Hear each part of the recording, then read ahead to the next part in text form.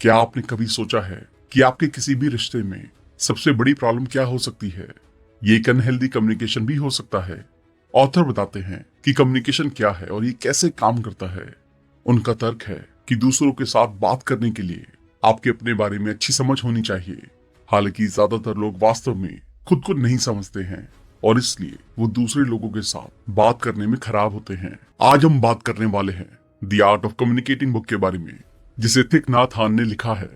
Buddhist Zen master thick नाथ हान piece in the world के best selling author हैं और दुनिया में सबसे रिस्पेक्टेड और सेलिब्रेटेड रिलीजियस लीडर्स में से एक हैं, जो लाइफ की सबसे इंपॉर्टेंट स्किल में महारत हासिल करके खुशी का एक पावरफुल रास्ता बताते हैं। इस प्रिसाइज और प्रैक्टिकल गाइड में ऑथर बताते हैं कि कैसे ध्यान से सुनना है और अपने पूरे और सबसे ऑथेंटिक सेल्फ को एक्सप्रेस करना है। इस बुक को समझाने के लिए हमने इस बुक को 7 अलग अलग पार्ट में बांटा है, जिन्हें एक एक करके हम डिटेल में समझेंगे। लेकिन इससे पहले कि आप वीडियो में खो जाएं, इमीडिएटली चैनल को सब्सक्राइब और वीडियो को इमीडिएटली लाइक भी कर दें। ये काफी डिटेल्ड वीडियो है, इसलिए थोड़ी सी लंबी हो सकती है, इसलिए इस वीडियो को एंड तक देखना बहुत जरूरी है। तो चलिए फिर शुरू करते हैं। जरूरी खाना। यहाँ जरूरी खाने का मतलब है वो सभी चीजें या इंफॉर्मेशन जो हम अपनी बॉडी के अंदर अपने मुंह, कान, नाक या दूसरे बॉडी पार्ट से, जैसे कि खाना, अपने या दूसरे लोगों के साथ बातचीत, बुक पढ़ के, म्यूजिक सुन के या इंटरनेट पर ब्राउजिंग करके एंटर करते हैं। और ऑथर कहते हैं कि अगर हम अच्छा खाएंगे तो हम हेल्दी, खुश और सक्सेसफुल लाइफस्टाइल जी सकते हैं, वरना हमें स्ट्रेस और चिंता में जीना पड़ेगा। तो कैसे हम हेल्दी फूड्स लेकर मेंटली हेल्दी रह सकते हैं, इस बारे में ऑथर हमें यहाँ कुछ पॉइंट सिखाते हैं। सचेत मन यानी कि माइंडफुलनेस के साथ कंज्यूम करें। माइंडफुलनेस का मतलब है जो आपके आसपास या आपके अंदर हो रहा है उस बारे में अवेयर रहना और उसे जज करने की काबिलियत रखना। आपने नोटिस किया होगा कि जब आप अपने आप या किसी और से कोई पॉजिटिव चीजें बोलते या सुनते हैं तो आप बेटर फील करते हैं, लेकिन इसके अपोजिट कोई स्ट्रेसफुल चीज सुनकर या बोलने के बाद आप परेशान हो जाते हैं।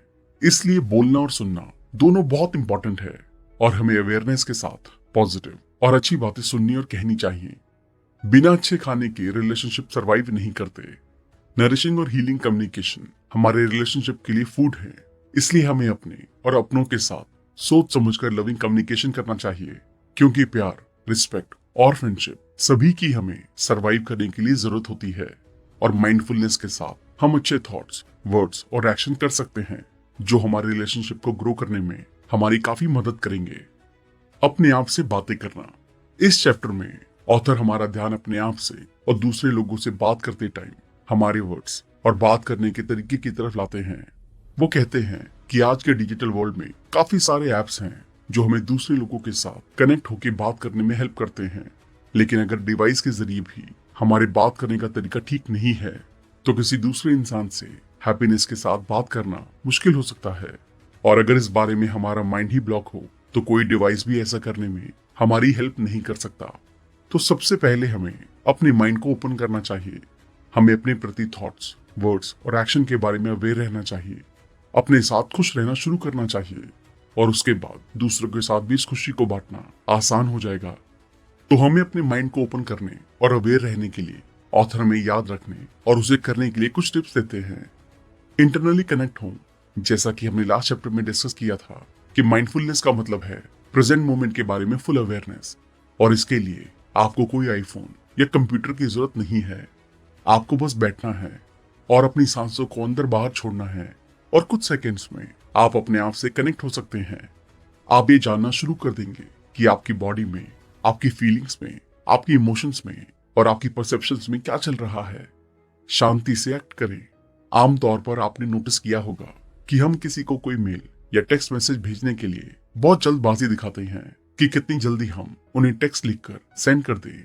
कॉल पिक करने में जल्दबाजी दिखाते हैं, लेकिन शांति के लिए हमें इतने रश की जरूरत नहीं है। हमारे पास कॉल पिक करने या टेक्स्ट सेंड करने से पहले 1-2 बार सांस लेने का और इसके बारे में बेटर रिस्पॉन्स देने का टाइम होता है। और अगर हम ऐसा करते हैं तो इस बात के ज्यादा चांसेस हैं कि हम दुनिया के साथ ज्यादा अच्छी तरह से कम्युनिकेट कर सकें। घर में आए या घर आने का मतलब है अपने आप के साथ कनेक्ट होना, सिर्फ बाहरी दुनिया में रहने और खुशी ढूंढने की बजाय आपकी इनर वॉइस, बॉडी और माइंड थॉट के साथ कनेक्ट होना। क्योंकि जब हम घर पर होते हैं तो हम ज्यादा अच्छा, कंफर्टेबल, सेफ और फुलफिल्ड महसूस करते हैं और हमारी इन ब्रीथ और आउट ब्रीथ और माइंडफुलनेस के साथ हम अपने घर से नेगेटिव थॉट्स, फीलिंग्स और चिंता की सफाई कर सकते हैं। सांसों के साथ कम्युनिकेट करें। यहाँ ऑथर हमारा ध्यान डीप ब्रीदिंग के साथ बोलने की इंपॉर्टेंस की ओर लाते हैं, बजाय सिर्फ बोलने और बोलने के, बिना ये सोचे कि उसका रिजल्ट आप पर या दूसरों पर क्या पड़ेगा। वो बताते हैं कि जब दूसरे अवेयरनेस के साथ ब्रीद इन आउट करते हैं तो हम उनकी ओर देख सकते हैं कि वो फ्री फील करते हैं, जबकि अगर हम डर, गुस्सा, रिग्रेट या चिंता से ओवरलोड हों तो हम फ्री नहीं होते। और यहाँ मैटर नहीं करता कि हमारी सोसाइटी में क्या पोजीशन है या हमारे पास कितने पैसे हैं, लेकिन रियल फ्रीडम तब आती है जब हम अपनी टेंशन को रिलीज करके घर पर खुशी से रहते हैं और बातें करते हैं। नॉन थिंकिंग और नॉट टॉकिंग। नॉन थिंकिंग का मतलब है कि पास्ट, प्रेजेंट या फ्यूचर के बारे में किसी नेगेटिव चीज के बारे में नहीं सोचना और सिर्फ पॉजिटिव सोचना। और नॉन टॉकिंग का मतलब है अपने और दूसरों के साथ पॉजिटिव बातें और बिहेव करना। और आपको अपने और दूसरों के साथ अच्छी बातचीत करने के लिए इन दोनों का यूज करना चाहिए।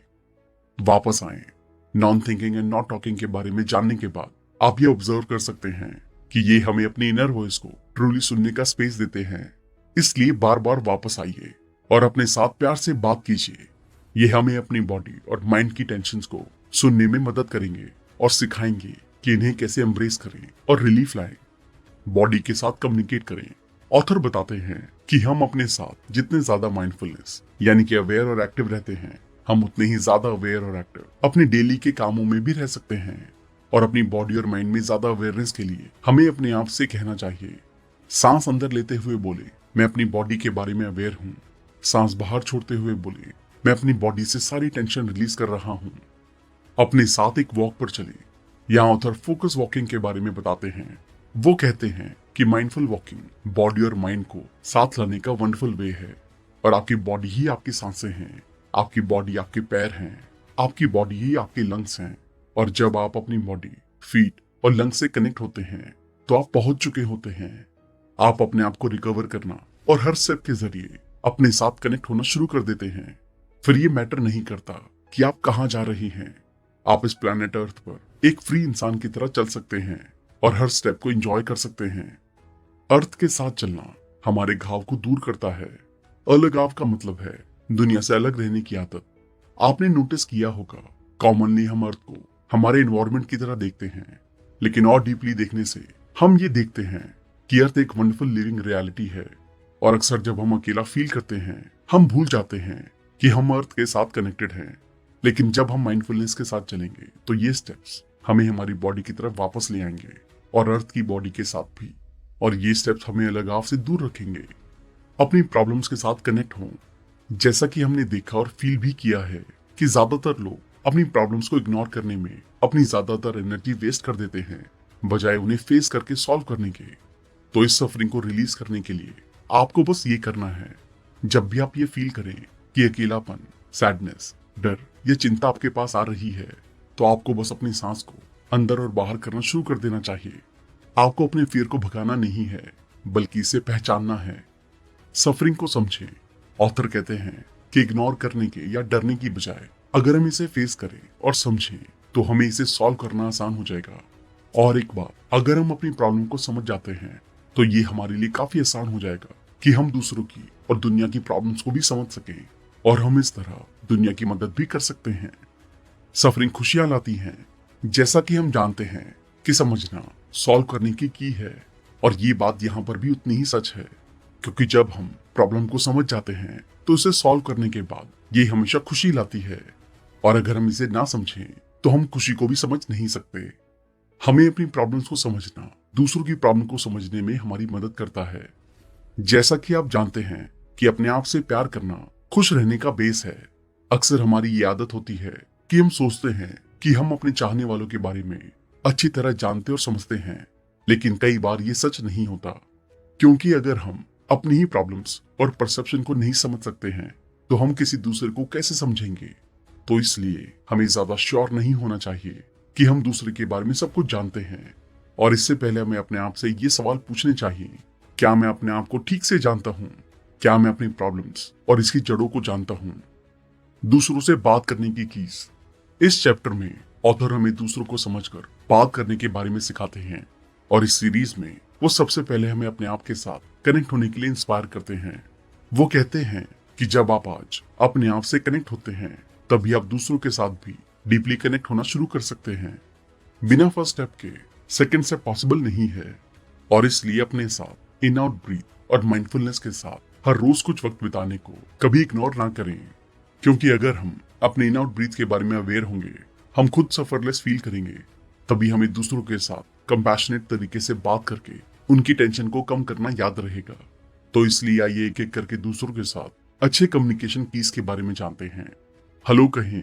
ऑथर कहते हैं कि ये काफी हेल्पफुल होगा कि अगर आप दूसरे इंसान के साथ बात करने से पहले ये याद रखें कि आप दोनों के अंदर एक बुद्धा है, मतलब गॉड का एक विजडम है जो सांस लेते हैं और मुस्कुराते हैं। और इस फीलिंग के साथ जब आप उन्हें हेलो कहते हैं, हाथ मिलाते हैं, तो उन्हें और भी अच्छा फील होता है। कंपैशनेट तरीके से बात करने के दो तरीके हैं। पहला है डीप लिसनिंग। डीप लिसनिंग का मतलब है कि हम किसी की प्रॉब्लम्स को ध्यान से सुने ताकि उसे कम करने में हम मदद कर सकें। दूसरा है स्पीच से प्यार करना। इसके लिए आपको इस तरह से दिखना चाहिए कि आप उनकी बातों को पसंद कर रहे हैं, और इसके लिए कन्वर्सेशन के दौरान उनकी बातों के लिए उन्हें कॉम्प्लीमेंट भी देते रहें। सिर्फ सुने। ध्यान से सुनना एक वंडरफुल प्रैक्टिस है। अगर आप 30 मिनट तक ध्यान से सुन सकते हैं तो आप दूसरे इंसान की उनकी टेंशन को कम करने में मदद कर सकते हैं। लेकिन अगर आप ध्यान से नहीं सुन सकते तो आप दूसरों के साथ और अपने साथ भी ऐसा नहीं कर सकते। इसलिए आपको दूसरों को सुनना और समझना चाहिए, और आपको सिर्फ उनकी प्रॉब्लम्स को कम करने में मदद करने पर फोकस करना चाहिए, ना कि उन्हें जज करने या ब्लेम करने पर।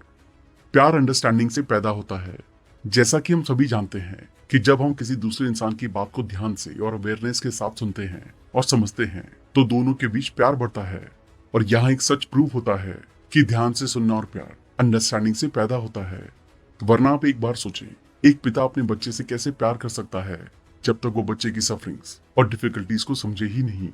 और कोई अपने लवर को कैसे खुश कर सकता है जब तक वो लवर उसके बारे में कुछ जानेगा ही नहीं, उनकी सफरिंग्स और प्रॉब्लम्स को जानेगा ही नहीं। तो इसलिए आपको दूसरों की फीलिंग्स को समझना चाहिए। अपने आप से पूछें कि क्या मैं आपको अच्छी तरह समझता हूँ, क्योंकि बहुत से लोग अपनी डिफिकल्टीज के बारे में बात नहीं करना चाहते, क्योंकि उन्हें डर होता है कि दूसरे इंसान ने उन्हें नहीं समझा तो, और इसलिए वो इस तरह सफर करते हैं, लेकिन वो अपने अंदर के दर्द को हमें नहीं बताते। इसलिए हमें दूसरों को समझना और उनके चैलेंज से डील करने में मदद करनी चाहिए। प्यार भरी स्पीच को यूज करें। या ऑथर आपकी बात को दूसरे लोगों तक क्लियर और पॉजिटिव वे में कहने की ओर लाते हैं। वो कहते हैं कि जब कभी आपको लोगों को कोई खराब न्यूज कहनी होती है तो सच कहना थोड़ा मुश्किल हो जाता है, और तब आप समझदारी से नहीं बोलेंगे तो हो सकता है कि दूसरे इंसान सच सुनकर काफी गुस्सा या परेशान हो जाएं। तो इसलिए ऐसी सिचुएशन के दौरान हमें ये इंश्योर करना चाहिए कि हम ऐसे वर्ड्स का यूज करें जो प्यार को बढ़ाते हों। गलत स्पीच को इग्नोर करें। गलत स्पीच वो है अगर हमारी स्पीच में निर्दयी, बेईमान या वायलेंट वर्ड्स का यूज हो। और गलत स्पीच वो भी होती है जिसमें कोई ओपननेस नहीं होती, मतलब बिना समझे ही बोलना स्टार्ट कर देना, जो दूसरों को आसानी से समझ नहीं आती है। तो इसलिए हमें गलत स्पीच को इग्नोर करके सही स्पीच को यूज करना चाहिए। और याद रखें कि जब हम सही स्पीच को यूज करते हैं तो हम अपनी बॉडी और माइंड से अच्छा फील करते हैं, और सुनने वाला भी। सही स्पीच के लिए 4 एलिमेंट को यूज करें। जैसा कि हम फील करते हैं कि लविंग और सच्ची स्पीच हमारे और दूसरों में काफी खुशी लाती है, लेकिन लविंग स्पीच प्रैक्टिस आती है, और इसके लिए हमें इन 4 एलिमेंट्स को स्पीच में प्रैक्टिस करना चाहिए। सच कहें, कभी कभी हम सोचते हैं कि सच काफी शॉकिंग है, सो ऐसे सिचुएशन में इसे कहने के लिए हमें सच का सामना करते हुए सच कहने के लिए एक स्किलफुल और लविंग वे ढूंढना चाहिए। और इस तरह का सच कहने के लिए आप अपनी बात किसी तीसरे इंसान की स्टोरी से शुरू कर सकते हैं जिसकी सिचुएशन उससे सेम हो, जिस पर्सन के बारे में आप बात कर रहे हैं, ताकि वो उस बात को समझ जाए जो आप उन्हें कहना चाहते हैं। ज्यादा विस्तारवादी ना बने। सही स्पीच का दूसरा पार्ट है कि बेवजह के आविष्कार और विस्तार से बचें, मतलब अपनी बात को क्लियर और शॉर्ट वे में कहें, बजाय बिना जरूरत के उसे एक्सप्लेन करने के, जिसे समझना सुनने वाले के लिए मुश्किल हो जाए। कंसिस्टेंट रहें। गलत स्पीच का तीसरा तरीका है फोक टंग या डबल टंग, मतलब अपनी बात बिना किसी अननेसेसरी ब्रेक के कहें और कंसिस्टेंटली कहें। पीसफुल लैंग्वेज को यूज करें। सही स्पीच का चौथा एस्पेक्ट है स्पीच में वायलेंट, कंप्लेंट, अब्यूसिव, अपमान, अरूप या जजमेंट से बचे रहें। सही स्पीच के लिए 4 क्राइटेरियाज को यूज करें। यहाँ ऑथर हमें उन 4 क्राइटेरियाज के बारे में बताते हैं जो राइट और ट्रूथफुल स्पीकिंग के लिए काफी इफेक्टिव हैं। दुनिया की भाषा बोलिए। पहला क्राइटेरिया है कि दुनिया का चीजों को देखने का नजरिया समझें, दुनिया का व्यू समझें और अपनी बात को उनके अकॉर्डिंग कहें ताकि लोग उसे सुन और समझ सकें। इंसान के सुनने की समझ के अकॉर्डिंग कहें। हमेशा याद रखें कि आपका दूसरों को सिखाने और बोलने का तरीका लिसनर के सुनने की एबिलिटी के अकॉर्डिंग होना चाहिए। सही बीमारी के लिए सही दवाई दें, मतलब लोगों को उनकी समझ के हिसाब से समझाएं और इसके लिए आपको अलग लोगों को अलग तरीके से समझाना चाहिए। पूरे सच को रिफ्लेक्ट करें, मतलब आप सच को चाहे जैसे भी बताएं लेकिन अल्टीमेटली इस तरह कहें ताकि बाकी लोग उसे क्लियरली समझ सकें। लविंग स्पीच के 6 मंत्रास। इस चैप्टर में ऑथर हमें सिखाते हैं कि हम अपने और दूसरों के साथ एक लविंग और इफेक्टिव बातें कैसे कर सकते हैं। वो कहते हैं कि अगर हम पर ये इंप्रेशन पड़े कि हम अकेले हो रहे हैं और कोई भी हमें बातों में सपोर्ट नहीं कर रहा है, तो परेशान होने की बजाय हमें ये याद रखना चाहिए कि ये सिर्फ एक परसेप्शन है, रियलिटी नहीं, और अपने आप को एक पेड़ की तरह सोचिए जो सिर्फ लोगों की मदद करता है। तो आइए हम 6 मंत्रास को डिस्कस करते हैं और ये भी कि ये आपको लाइफ में कैसे मदद करेंगे।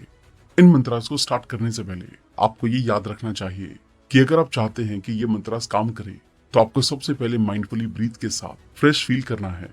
उसके बाद लिसनर की आंखों में देखते हुए बोलना शुरू करना चाहिए और इन सेंटेंसेस को कहना चाहिए। फर्स्ट मंत्र।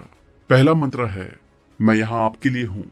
ये बेस्ट गिफ्ट है जो आप अपने चाहने वालों को दे सकते हैं, क्योंकि आपकी प्रेजेंस से प्रीशियस कुछ भी नहीं है।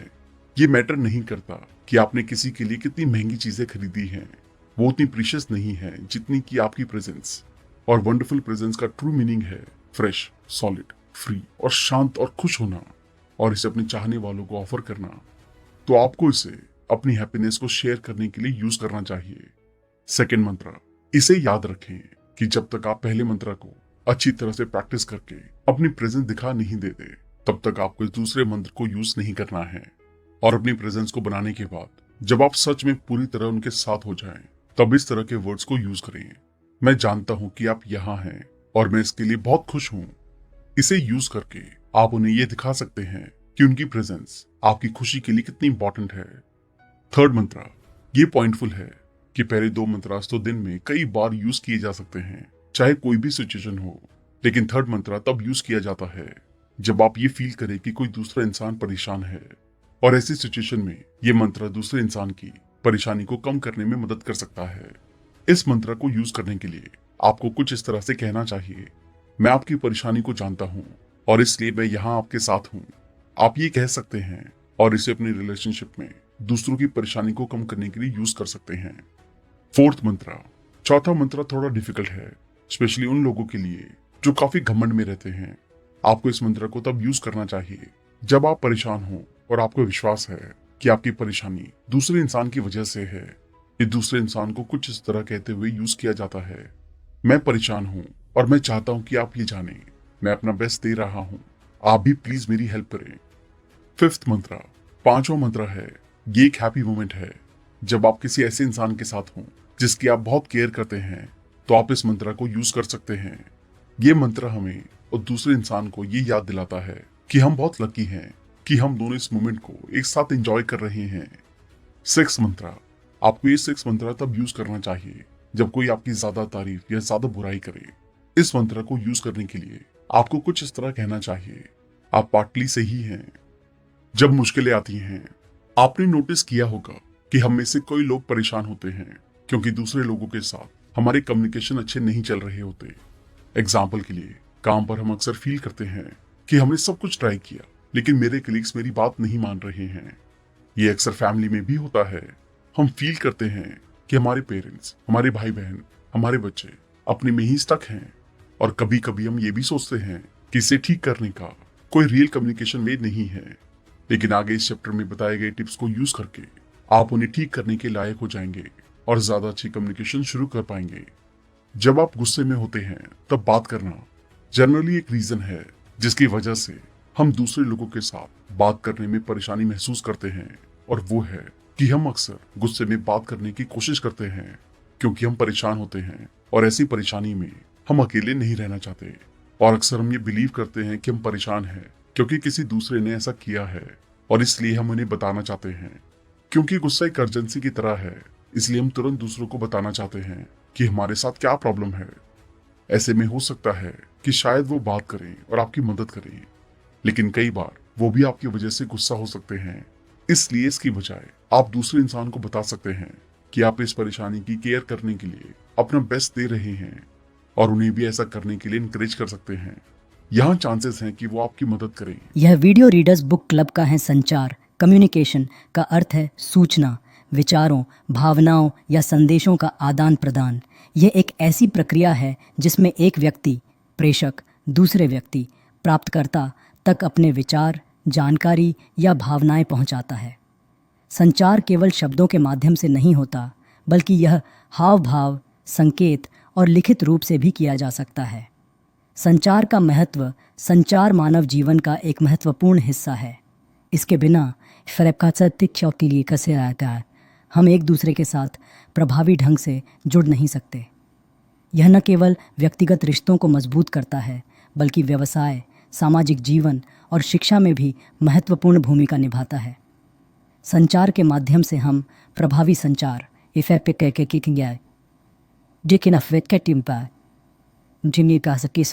पेप्टिव कम्युनिकेशन एक ऐसा कौशल है जो न केवल व्यक्तिगत संबंधों को मजबूत बनाता है, बल्कि पेशेवर और सामाजिक जीवन में भी सफलता दिलाता है।